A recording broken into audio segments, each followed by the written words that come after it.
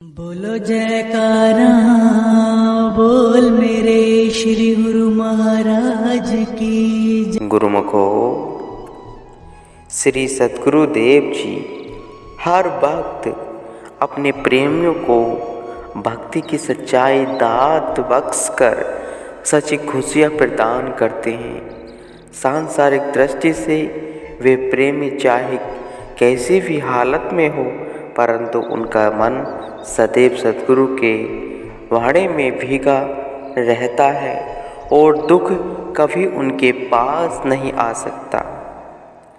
कथा में भी आया है, एक बार भक्त हरिदास जी कहीं जा रहे थे। उनके पास कुछ रकम थी जिस पर एक लुटेरे की दृष्टि पड़ गई।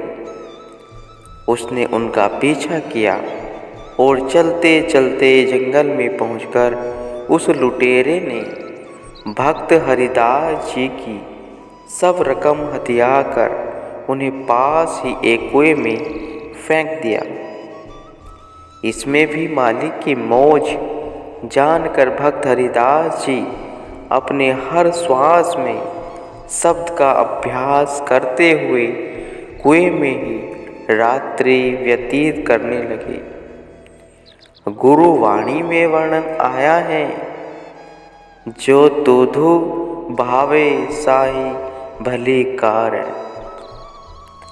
तभी आधी रात को एक प्रेत और एक सांप कुएं के किनारे पर बैठकर परस्पर वार्तालाप करने लगे।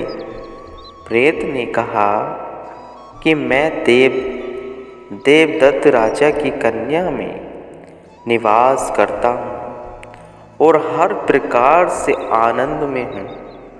सांप ने कहा कि राजाओं के पास तो प्रेत निकालने वाले व्यक्ति होते हैं जो मंत्रों का उच्चारण कर प्रेत से मुक्ति दिलवा देते हैं।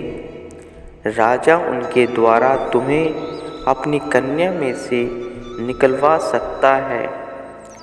प्रेत ने कहा कि मेरे निकालने का उपाय केवल मुझे ही मालूम है, अन्य किसी को इस रहस्य का पता नहीं। सांप ने पूछा, वह कौन सा उपाय है? प्रेत ने कहा कि दूर उस पहाड़ी पर एक जड़ी बूटी है, अगर उसका धुआं मुझे सूंघा दिया जाए तो ही मैं जा सकता हूँ, अन्यथा और किसी भी साधन से मुझे निकालना संभव नहीं है।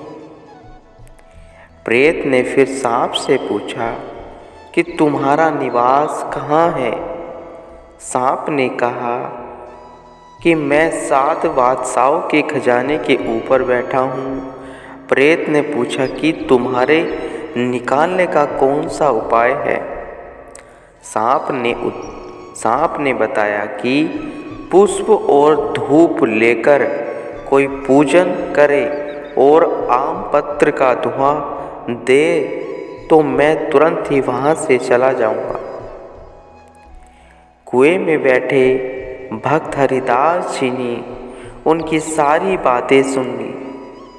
सुबह होते ही प्रेत और सांप अपनी अपनी जगह पर चले गए।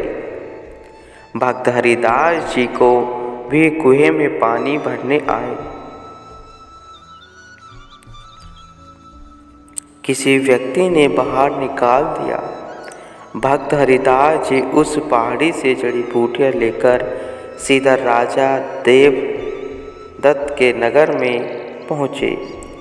वहाँ जाकर अपने आप को प्रेत निकालने वाला बताकर राजा के महल में चले गए।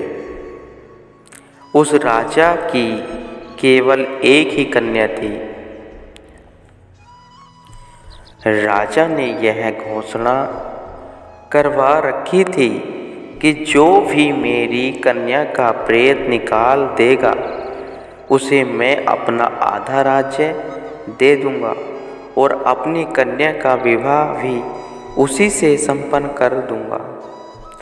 भक्त हरिदास जी ने प्रभु को स्मरण कर जैसे ही उस जड़ी बूटी का धुआं उस कन्या को सूंघाया, प्रेत चिल्लाकर वहाँ से भाग खड़ा हुआ। राजा ने अपनी शर्त अनुसार अपनी कन्या का विवाह भक्त हरिदास जी से करके उन्हें आधा राज्य भी सौंप दिया। भक्त हरिदास जी ने राजा द्वारा प्राप्त उस राज्य में स्थान स्थान पर सत्संग भवनों का निर्माण करवा दिया और संत महात्माओं की सेवा का भी बहुत अच्छा प्रबंध कर दिया। 24 घंटे लंगर की व्यवस्था कर दी। कुछ ही दिनों में इस बात की प्रसिद्धि हो गई कि भक्त हरिदास जी अपने राज्य में सभी श्रेणियों के व्यक्तियों के लिए अखंड लंगर जारी करवा दिया। एक दिन वह लुटेरा भी वहाँ से आ निकला। भक्त हरिदास जी को इतने ऊंचे पद पर आसीन हुआ देखकर वह भयभीत हो गया और आकर क्षमा याचना करने लगा। बातों में उसने पूछा कि आप इतने ऊंचे पद पर कैसे पहुंच गए। भक्त हरिदास जी ने कहा कि मालिक जो भी करता है उसमें भला ही होता है। तुमने मुझे जिस कुएं में धक्का दिया वहाँ रात को एक प्रेत और सांप आए। उनके बीच हुए वार्तालाप को सुनकर मुझे यह ज्ञात हुआ कि प्रेत का निवास राजा की कन्या में है और उसे कैसे निकाला जा सकता है। बस मैंने आकर प्रेत को निकाल दिया और उसी कारण मुझे यह पद प्राप्त हुआ। भक्त हरिदास जी सब में समदृष्टि रखते थे, इसलिए उन्होंने उस लुटेरे द्वारा किए गए दुर्व्यवहार को बुलाकर उसकी अच्छी अवगत की। जाते समय भी उसे काफ़ी धन, खाद्य पदार्थ व वस्त्र इत्यादि देकर विदा किया। साथ में अपने 2 नौकरों को उसका सामान उठाने के लिए भेज दिया। रास्ते में जाते हुए उन व्यक्तियों ने पूछा कि भगत जी ने आपकी इतनी विशेष आवभगत क्यों की। वह बोला कि यह हमारे गांव का भंगी है। इसने पता नहीं ऐसी क्या चाल चली जो राजा के साथ उठता बैठता व खाता पीता है। उन आदमियों ने वापस आकर बात राजा को बताई।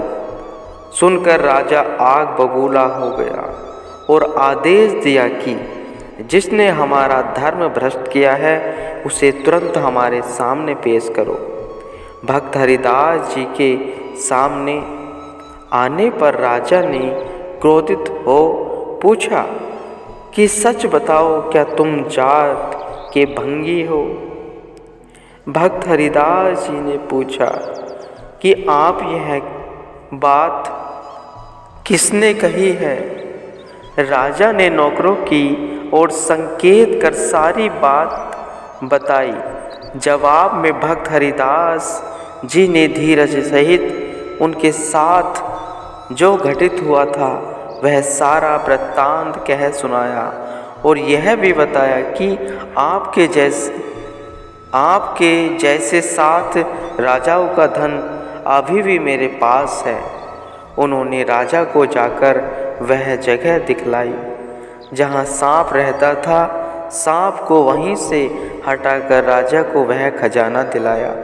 राजा ने अपनी भूल के लिए क्षमा मांगी और भक्त हरिदास जी द्वारा सत्संग लाभ प्राप्त कर अपने जीवन को कृतार्थ किया। गुरु को